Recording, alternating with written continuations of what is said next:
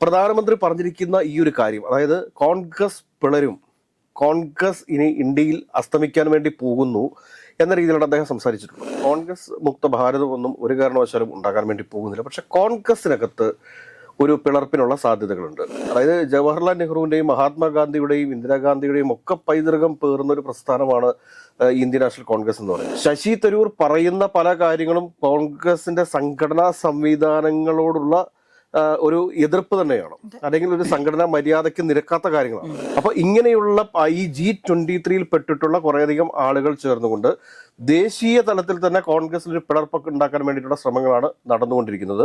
അത് വിജയത്തിലെത്താനുള്ള സാധ്യതയുമുണ്ട്. ദേശീയ തലത്തിൽ കോൺഗ്രസിനകത്ത് ശശി തരൂർ ഒന്നുമല്ല, 1000 വോട്ട് പിടിച്ചു, സത്യമാണ്. പക്ഷെ അതിനപ്പുറത്തേക്കില്ല ശശി തരൂർ. ഈ ഗാന്ധി കുടുംബത്തിന് പുറത്തു നിന്നുള്ള ആര് വന്നു കഴിഞ്ഞാലും കറിവേപ്പില പോലെ അവരൊരു ഏതാനും വർഷങ്ങൾക്ക് ശേഷം പുറത്തേക്ക് വലിച്ചെറിയപ്പെടുന്ന ഒരു കാഴ്ചയുണ്ടാകും എന്നുള്ളതാണ് ഇതിനകത്തൊരു പ്രത്യേകത. നമസ്കാരം. പ്രധാനമന്ത്രി നരേന്ദ്രമോദി അടുത്ത ദിവസം പറഞ്ഞൊരു വാക്കുകളാണ് കോൺഗ്രസ് പിളരാൻ പോകുകയാണെന്ന്. ഇതിൽ എന്തെങ്കിലും വാസ്തവമുണ്ടോ? എന്തുകൊണ്ടായിരിക്കും പ്രധാനമന്ത്രി അങ്ങനെ ഒരു കാര്യം? ബീഹാറിലെ അത്യുജ്വലമായ വിജയത്തിന് ശേഷം സന്തോഷവാനായ പ്രധാനമന്ത്രി BJP-യുടെ കേന്ദ്ര കമ്മിറ്റി ഓഫീസിൽ വെച്ചിട്ട് അണികളെ അഭിസംബോധന ചെയ്യുന്ന സമയത്ത് പറഞ്ഞ കാര്യമാണ്, കോൺഗ്രസിന്റെ കഥ കഴിയാൻ വേണ്ടി പോവുകയാണ്, കോൺഗ്രസ് ദേശീയ തലത്തിൽ പിളരും എന്നൊക്കെയുള്ള രീതിയിൽ ഒരു പ്രസ്താവന അദ്ദേഹം നടത്തിയിട്ടുണ്ടായിരുന്നു. അതിലെന്തെങ്കിലും കഴമ്പുണ്ടോ എന്ന് ചോദിച്ചു കഴിഞ്ഞാൽ വെറുതെ എന്തെങ്കിലും പറയുന്ന ആളല്ല പ്രധാനമന്ത്രി എന്ന് നമുക്ക് പറയേണ്ടി വരും. കാര്യം ശരിയാണ്, പ്രധാനമന്ത്രി 15 ലക്ഷം രൂപ എല്ലാവരുടെ അക്കൗണ്ടിലേക്ക് ഇട്ട് തരാമെന്നൊക്കെ പറഞ്ഞു, അത് ചെയ്തില്ല. പിന്നെ നോട്ട് നിരോധനം നടത്തുന്ന സമയത്ത് പറഞ്ഞു 50 ദിവസത്തിനുള്ളിൽ ഈ കാര്യങ്ങളെല്ലാം ശരിയായിട്ട് നിങ്ങളെല്ലാം നിർത്തി കത്തിച്ചോളൂ, ജലാദോ എന്നൊക്കെ പറഞ്ഞു. അതൊന്നും നടന്നില്ല എങ്കിൽ തന്നെ പ്രധാനമന്ത്രി ഇപ്പോൾ പറയുന്ന പല കാര്യങ്ങളും നടപ്പിലാകുന്നുണ്ട് എന്ന് വേണം നമ്മൾ മനസ്സിലാക്കാനായിട്ട്. ബീഹാർ ഇലക്ഷനിലൊക്കെ നമ്മൾ ആരും പ്രതീക്ഷിക്കാത്ത രീതിയിലുള്ളൊരു അത്യുജ്വലമായൊരു വിജയമാണ് കിട്ടിയിട്ടുള്ളത്. കാരണം എക്സിറ്റ് പോളുകളെയൊക്കെ കവച്ചു വെച്ച് അതിന്റെ മുകളിലേക്ക് പോയിട്ടുള്ള ഒരു വിജയമാണ് ബീഹാറിൽ ഉണ്ടായിട്ടുള്ളത്. കാരണം ഒരാൾക്കും പ്രഡിക്റ്റ് ചെയ്യാൻ പറ്റത്തില്ലായിരുന്നു. കാരണം പിന്നെ അത് ഏറ്റവും പ്രധാനപ്പെട്ട ചില പ്രശ്നങ്ങളുണ്ട് ബീഹാർ വിജയവുമായിട്ട് ബന്ധപ്പെട്ട്. നമ്മളതിപ്പോ മറ്റൊരു ചർച്ച പറയുന്നതായിരിക്കും ഉചിതം എന്ന് എനിക്ക് തോന്നുന്നു. കാരണം RJDക്ക് കിട്ടിയിരിക്കുന്ന വോട്ടും അതോടൊപ്പം തന്നെ BJPക്ക് കിട്ടിയിരിക്കുന്ന വോട്ടും തമ്മിൽ RJDക്കാണ് വോട്ട് കൂടുതൽ കിട്ടിയിരിക്കുന്നത്, പക്ഷെ സീറ്റ് കൂടുതൽ കിട്ടിയിരിക്കുന്നത് BJPക്കാണ്. അങ്ങനെയുള്ള ഒരുപാട് വൈരുദ്ധ്യങ്ങൾ നിലനിൽക്കെ തന്നെ പ്രധാനമന്ത്രി പറഞ്ഞിരിക്കുന്ന ഈ ഒരു കാര്യം, അതായത് കോൺഗ്രസ് പിളരും, കോൺഗ്രസ് ഇനി ഇന്ത്യയിൽ അസ്തമിക്കാൻ വേണ്ടി പോകുന്നു എന്ന രീതിയിലാണ് അദ്ദേഹം സംസാരിച്ചിട്ടുള്ളത്. കോൺഗ്രസ് പിളർന്നേക്കാം, പക്ഷെ കോൺഗ്രസ് ഇന്ത്യയിൽ അസ്തമിക്കുമോ എന്ന് ചോദിച്ചു കഴിഞ്ഞാൽ അതിന് സാധ്യതകളില്ല. കോൺഗ്രസ് എന്ന് പറയുന്നത് ദേശീയ തലത്തിൽ നിലനിൽക്കുന്ന ഒരു വികാരമാണ്. ആ വികാരത്തിന് ഇന്ന് നേതൃത്വം കൊടുക്കുന്നത് രാഹുൽ ഗാന്ധിയും അതോടൊപ്പം തന്നെ പ്രിയങ്ക ഗാന്ധിയും സോണിയാഗാന്ധിയും പിന്നെ നമ്മുടെ KC വേണുഗോപാലനും ആണെന്നൊക്കെയുള്ള ഒരു പ്രശ്നമേ ഉള്ളൂ. അത് നല്ല രീതിയിൽ, അതായത് ജവഹർലാൽ നെഹ്റുവിന്റെയും മഹാത്മാഗാന്ധിയുടെയും ഇന്ദിരാഗാന്ധിയുടെയും ഒക്കെ പൈതൃകം പേറുന്ന ഒരു പ്രസ്ഥാനമാണ് ഇന്ത്യൻ നാഷണൽ കോൺഗ്രസ് എന്ന് പറയുന്നത്. അതിനുമൊക്കെ അപ്പുറത്ത് സർദാർ വല്ലഭായ് പട്ടേൽ, സുഭാഷ് ചന്ദ്രബോസ്, ഇങ്ങനെയുള്ള ഒരുപാട് ബാലഗംഗാധര, ഇങ്ങനെ ഒരുപാട് ആളുകളുടെ പേരുകൾ നമുക്ക് പറയാനുണ്ട്. അതുകൊണ്ട് കോൺഗ്രസ് ഇന്ത്യയിൽ തീരുമോ എന്ന് ചോദിച്ചു കഴിഞ്ഞാൽ കോൺഗ്രസ് മുക്ത ഭാരതമൊന്നും ഒരു കാരണവശാലും ഉണ്ടാകാൻ വേണ്ടി പോകുന്നില്ല. പക്ഷെ കോൺഗ്രസിനകത്ത് ഒരു പിളർപ്പിനുള്ള സാധ്യതകളുണ്ട്. അതായത് കോൺഗ്രസ് പിളർന്ന് NCP എങ്ങനെയാണോ ഉണ്ടായത്, സമാനമായ ചില സാഹചര്യങ്ങളിലൂടെയാണ് ഇന്ന് കോൺഗ്രസ് പ്രസ്ഥാനം കടന്നു പോകുന്നത് എന്ന് പറയാതിരിക്കാൻ വേണ്ടി വയ്യ. കോൺഗ്രസ് നേതാക്കന്മാർ കോൺഗ്രസിന്റെ ഹൈക്കമാൻഡിനോട് ആവശ്യപ്പെടുന്ന വലിയ കാര്യങ്ങളൊന്നും ഇല്ല, വളരെ ചെറിയ കാര്യമേ ഉള്ളൂ. അതായത് AICC ജനറൽ സെക്രട്ടറി സ്ഥാനത്ത് നിന്നും നിങ്ങൾ KC വേണുഗോപാലിനെ മാറ്റി പകരം ഒരാളെ വെക്കണം, കാര്യങ്ങൾ നടത്താൻ ശേഷിയുള്ളവരെ വെക്കണം. ഈ ഒരു മിനിമം ഡിമാൻഡാണ് ഇവർക്കുള്ളത്. G23 എന്ന് പറയുന്ന ഒരു കൂറുമുന്നണി കോൺഗ്രസിനകത്ത് ഉണ്ടായിരുന്നു. അതിനകത്ത് ശ്രീ ഗുലാം നബി ആസാദും ആനന്ദ് ശർമ്മ, പിന്നെ ഒരുപാട് പേരുണ്ട്, ഭൂപീന്ദർ സിംഗ് ഹൂഡ. ഇതിനകത്ത് ചില ആളുകളൊക്കെ ഓൾറെഡി BJP പാളയത്തിൽ എത്തിക്കഴിഞ്ഞു എന്നാണ് നമ്മൾ മനസ്സിലാക്കാനായിട്ട്. മിലിന്ദ് ദിയോറ, മുകുൾ വാസ്നിക്, മനീഷ് തിവാരി, ശശി തരൂര്, രാജീന്ദർ കൗർ, വീരപ്പ മൊയ്ലി, പൃഥ്വിരാജ് ചവാൻ, കപിൽ സിബൽ ഒക്കെ ഓൾറെഡി അപ്പുറത്ത് എത്തിക്കഴിഞ്ഞു. വിവേക് തൻഹ, ജിതിൻ പ്രസാദയും പോയി എനിക്ക് തോന്നുന്നു. രേണുക ചൗധരി ഉണ്ട്. PJ കുര്യൻ കോൺഗ്രസിനകത്ത് ഉണ്ട് എന്ന് ഇല്ല എന്നൊക്കെ. രാജ് ബബ്ബാർ, കുൽദീപ് ശർമ്മ, യോഗേന്ദ്ര ശാസ്ത്രി, അഖിലേഷ് പ്രസാദ് സിംഗ്, അരവിന്ദർ സിംഗ് ലവ്ലി, കൗൾ സിംഗ് താക്കൂർ, അജയ് അർജുൻ സിംഗ്, സന്ദീപ് ദീക്ഷിത്, ഇങ്ങനെ 23 പേരടങ്ങുന്ന ഒരു പ്രത്യേക ബ്ലോക്ക് കോൺഗ്രസിനകത്ത് സൃഷ്ടിച്ചിരുന്നു. ഇവർ പല ആവശ്യങ്ങൾ കോൺഗ്രസ് ഹൈക്കമാൻഡിന് മുമ്പിൽ വർഷങ്ങൾക്ക് മുമ്പ് തന്നെ പറഞ്ഞിരുന്നുവെങ്കിലും വേണ്ടത്ര രീതിയിലുള്ള ഒരു പരിഗണനയ്ക്ക് പകരം അവരെ അവഗണിക്കുന്ന ഒരു രീതിയാണ് കോൺഗ്രസിന്റെ ഹൈക്കമാൻഡിന്റെ ഭാഗത്തു നിന്നും ഉണ്ടായിട്ടുള്ളത്. ഇപ്പോൾ തന്നെ നോക്കുക, ശശി തരൂർ പറയുന്ന പല കാര്യങ്ങളും കോൺഗ്രസിന്റെ സംഘടനാ സംവിധാനങ്ങളോടുള്ള ഒരു എതിർപ്പ് തന്നെയാണ്, അല്ലെങ്കിൽ ഒരു സംഘടനാ മര്യാദയ്ക്ക് നിരക്കാത്ത കാര്യങ്ങളാണ് എന്നുള്ളതൊരു വാസ്തവമാണ്. പക്ഷെ ചില വിഷയങ്ങളിൽ അദ്ദേഹം എടുക്കുന്ന നിലപാടുകൾ അത് കോൺഗ്രസ് പാർട്ടിയിൽ അദ്ദേഹം ഉയർത്തുന്ന ചില കാര്യങ്ങൾ അതൊക്കെ പ്രസക്തവുമാണ്. അത് നമുക്ക് പറയാതിരിക്കാൻ വേണ്ടിയിട്ട് സാധിക്കത്തില്ല. ഇപ്പോൾ ഒരു ഉദാഹരണം മനസ്സിലാക്കുക. കപിൽ സിബൽ പാർട്ടി വിട്ടുപോയി. കപിൽ സിബൽ പാർട്ടിയിൽ ആരായിരുന്നു എന്ന് മനസ്സിലാക്കാത്ത ഇരിക്കുന്ന 2-3 വ്യക്തികൾ എന്ന് പറഞ്ഞു കഴിഞ്ഞാൽ അത് കെ.സി. വേണുഗോപാലും രാഹുൽ ഗാന്ധിയും സോണിയാഗാന്ധിയും പ്രിയങ്ക ഗാന്ധിയും ഒക്കെ മാത്രമേ ഉള്ളൂ. ഇപ്പോൾ ജയറാം രമേശ് ഉണ്ട്. ജയറാം രമേശ് ആണ് ഇപ്പോൾ കോൺഗ്രസിന്റെ ഒരു പ്രധാനപ്പെട്ട ഉപദേശകൻ എന്ന് പറയുന്നത്. പിന്നെ അതോടൊപ്പം തന്നെ അശോക് ഗെഹ്ലോട്ട്, ഇങ്ങനെയുള്ള കുറച്ച് നേതാക്കന്മാരുണ്ട് പാർട്ടിക്കകത്ത്. പിന്നെ ദിഗ്വിജയ് സിംഗ് ഉണ്ട്. ഇങ്ങനെയുള്ള കുറെ ആളുകൾ പാർട്ടിക്കകത്തുണ്ട്. പക്ഷെ ഇവരെ ആരെയും ഈ കോൺഗ്രസ് ഹൈക്കമാൻഡ് എന്ന് പറയുന്ന രാഹുൽ ഗാന്ധി, പ്രിയങ്ക ഗാന്ധി, സോണിയാഗാന്ധി ഈ ഒരു ത്രിമൂർത്തികളുമായിട്ട് അടുപ്പിക്കാനായിട്ട് കെ.സി. വേണുഗോപാൽ തയ്യാറാകുന്നില്ല എന്നുള്ളതാണ് പ്രശ്നങ്ങൾ. അതായത് ഇപ്പൊ പറഞ്ഞു വരുന്ന സാഹചര്യം എന്താണെന്ന് വെച്ച് കഴിഞ്ഞാൽ നരേന്ദ്രമോദിയെ സംബന്ധിച്ച് നരേന്ദ്രമോദി ഒന്നും കാണാതെ അങ്ങനത്തെ ഒരു സംസാരം നടത്തത്തില്ല. നേരത്തെ ഈ പറഞ്ഞ സോണിയാഗാന്ധിയുടെ UPA മിനിസ്റ്ററിയുടെ ഒക്കെ കാലഘട്ടത്തിൽ സോണിയാഗാന്ധിയെ ഉപദേശിക്കാനും നയിക്കാനായിട്ടും അഹമ്മദ് പട്ടേൽ എന്ന് പറയുന്ന കരുത്തനായിട്ടുള്ള ഒരു നേതാവുണ്ടായിരുന്നു. ഈ അഹമ്മദ് പട്ടേലിനെ സംബന്ധിച്ചിട്ട് അഹമ്മദ് പട്ടേൽ ഇന്ത്യയിലുള്ള മുഴുവൻ കോൺഗ്രസ് നേതാക്കന്മാരുമായിട്ടൊക്കെ വളരെ അടുത്ത ബന്ധം വെച്ചു പുലർത്തിയിരുന്ന ഒരു വ്യക്തിയാണ്. വർഷങ്ങളായിട്ട് ബിൽഡപ്പ് ചെയ്തു വന്ന ബന്ധങ്ങളാണ് അതൊക്കെ. മാധവറാവ് സിന്ധ്യയുടെ മകനായിട്ടുള്ള ജ്യോതിരാദിത്യ സിന്ധ്യയൊക്കെ ആയിട്ട് അദ്ദേഹത്തിന് കൃത്യമായ ബന്ധങ്ങളുണ്ടായിരുന്നു. പക്ഷേ ജ്യോതിരാദിത്യ സിന്ധ്യയ്ക്ക് ഒരു സുപ്രഭാതത്തിൽ കോൺഗ്രസ് വിട്ട് ഇറങ്ങിപ്പോകുന്ന ഒരു കാഴ്ചയാണ് നമ്മൾ കണ്ടിട്ടുള്ളത്. എത്ര വേദനാജനകമായിട്ടുള്ള കാഴ്ചയാണ്. ഗുലാം നബി ആസാദ് എന്നൊക്കെ പറഞ്ഞു കഴിഞ്ഞാൽ രാജീവ് ഗാന്ധിയുടെ കാലഘട്ടം മുതൽ കോൺഗ്രസിന് കരുത്തും ശക്തിയുമായിട്ട് നിന്നുള്ള ആളുകളാണ്. കപിൽ സിബൽ, ഇങ്ങനെ എത്രയെത്ര നേതാക്കന്മാർ നമ്മൾ ഓർത്തു നോക്കിക്കേ. ഈ ഗുലാം നബി ആസാദ് ഒക്കെ കോൺഗ്രസ് വിട്ടുപോകുമെന്ന് ആരെങ്കിലും ഏതെങ്കിലും ഒക്കെ സമയത്ത് പ്രതീക്ഷിച്ചിട്ടുണ്ടോ? പ്രതീക്ഷിച്ചിട്ടില്ല. ഇപ്പോൾ നമുക്ക് അറിയാൻ വേണ്ടി സാധിച്ചിട്ടുള്ളത് എന്ത് എന്ന് ചോദിച്ചു കഴിഞ്ഞാൽ ഈ പറഞ്ഞ ഗുലാം നബി ആസാദിന്റെ നേതൃത്വത്തിൽ, ശശി തരൂരിന്റെ നേതൃത്വത്തിൽ കപിൽ സിബൽ, ഇപ്പൊ എനിക്കത് SP കാൻഡിഡേറ്റ് ആയിട്ടാണ് അദ്ദേഹം രാജ്യസഭയിൽ എത്തിയിട്ടുള്ളത്. അപ്പൊ ഇങ്ങനെയുള്ള ഈ G23 പെട്ടിട്ടുള്ള കുറേയധികം ആളുകൾ ചേർന്നുകൊണ്ട് ദേശീയ തലത്തിൽ തന്നെ കോൺഗ്രസിൽ ഒരു പിളർപ്പൊക്കെ ഉണ്ടാക്കാൻ വേണ്ടിയിട്ടുള്ള ശ്രമങ്ങളാണ് നടന്നുകൊണ്ടിരിക്കുന്നത്. അത് വിജയത്തിലെത്താനുള്ള സാധ്യതയുമുണ്ട്. കാരണം ഇപ്പൊ കോൺഗ്രസ് പാർട്ടിയെ സംബന്ധിച്ച് കോൺഗ്രസിന് ദേശീയ തലത്തിൽ 100 സീറ്റുകളാണ് ഉള്ളത് ലോക്സഭയ്ക്കകത്ത്. ഇതിനകത്ത് 34 MP-മാരുടെ പിന്തുണയുണ്ടെങ്കിൽ അതിൽ 1/3 ഭൂരിപക്ഷം ഉണ്ടെങ്കിൽ ഈ പാർട്ടി പിളർന്നതായിട്ട് തന്നെ കണക്കാക്കപ്പെടും. ഇപ്പൊ BJP-യുടെ പിന്തുണയുണ്ടെങ്കിൽ 10 MP-മാരുണ്ടെങ്കിലും ഒരുപക്ഷെ അത് പാർട്ടി പിളർന്നതായിട്ട് കണക്കാക്കി ഇവർക്ക് പുറത്തേക്ക് വരാൻ വേണ്ടിയിട്ടുള്ള സാഹചര്യങ്ങൾ ഉണ്ടാവും. ഉറപ്പായിട്ടും ദേശീയ തലത്തിൽ കോൺഗ്രസിന് അധികം താമസിയാതെ ഒരുപക്ഷെ കേരളത്തിലെ ഇലക്ഷനൊക്കെ നടക്കുന്നതിന് മുമ്പ് തന്നെ സംഭവിക്കാൻ സാധ്യതയുള്ള ഒരു കാര്യമാണ്. കോൺഗ്രസ് പിളർന്ന പുതിയൊരു പാർട്ടി ഉണ്ടാവും. പക്ഷെ പുതിയതായിട്ട് ഉണ്ടാകുന്ന ആ പാർട്ടി ഏതെങ്കിലും ഒരു മുന്നണിയുടെ ഭാഗമായിട്ട് പോകുമോ എന്ന് ചോദിച്ചു കഴിഞ്ഞാൽ പോകത്തില്ല.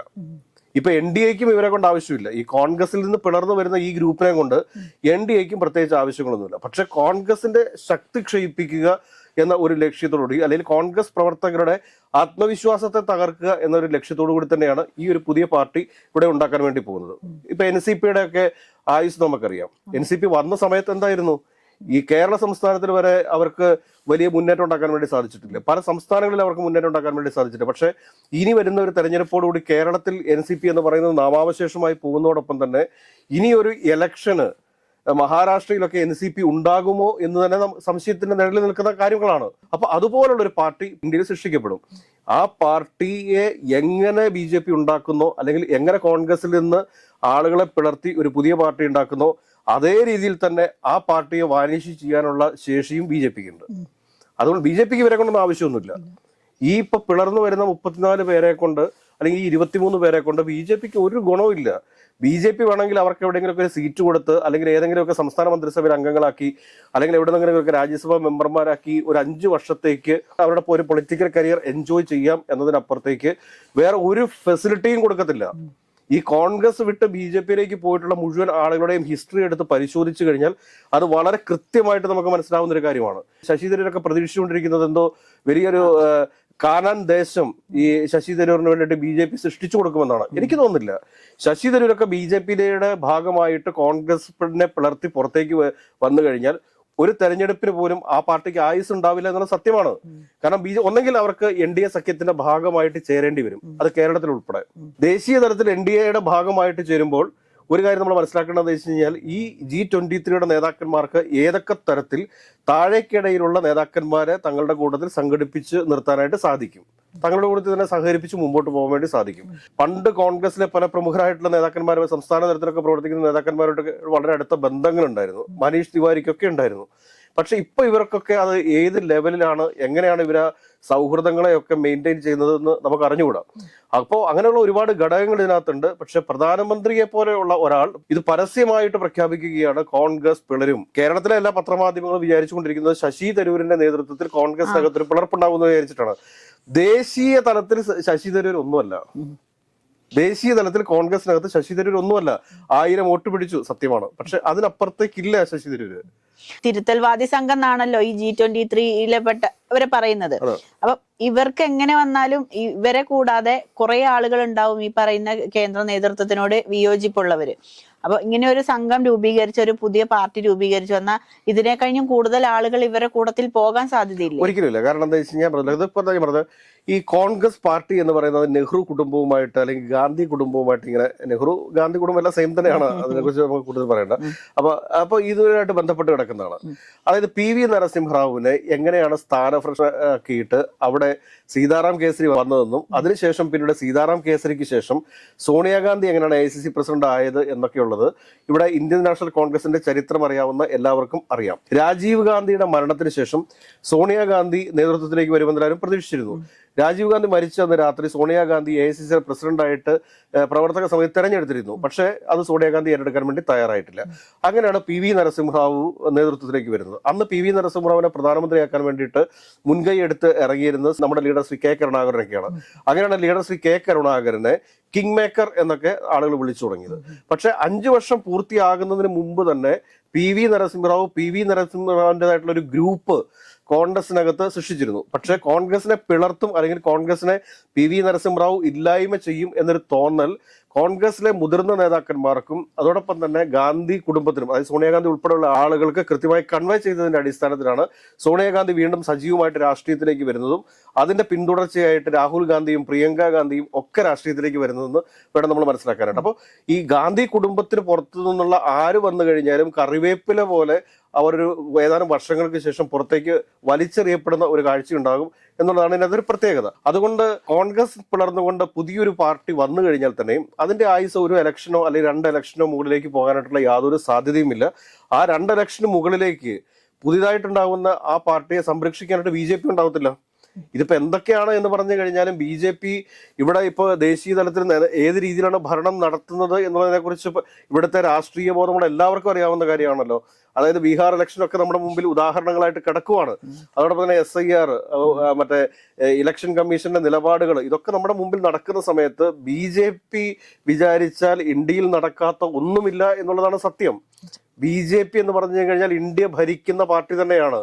അത് അതിൻ്റെതായിട്ടുള്ള രീതിയിൽ തന്നെയാണ് അവര് ഇന്ത്യ ഭരിച്ചുകൊണ്ടിരിക്കുന്നത്. അതേ സമയത്തൊക്കെ അവർ പുതിയൊരു പാർട്ടി കോൺഗ്രസിൽ നിന്ന് പിളർന്നു വരുന്നതാണ് എങ്കിൽ തന്നെയും അവരെ ഒരു പരിധിക്കപ്പുറത്തേക്ക് വളർത്താൻ വേണ്ടിയിട്ട് BJP തയ്യാറാവത്തില്ല.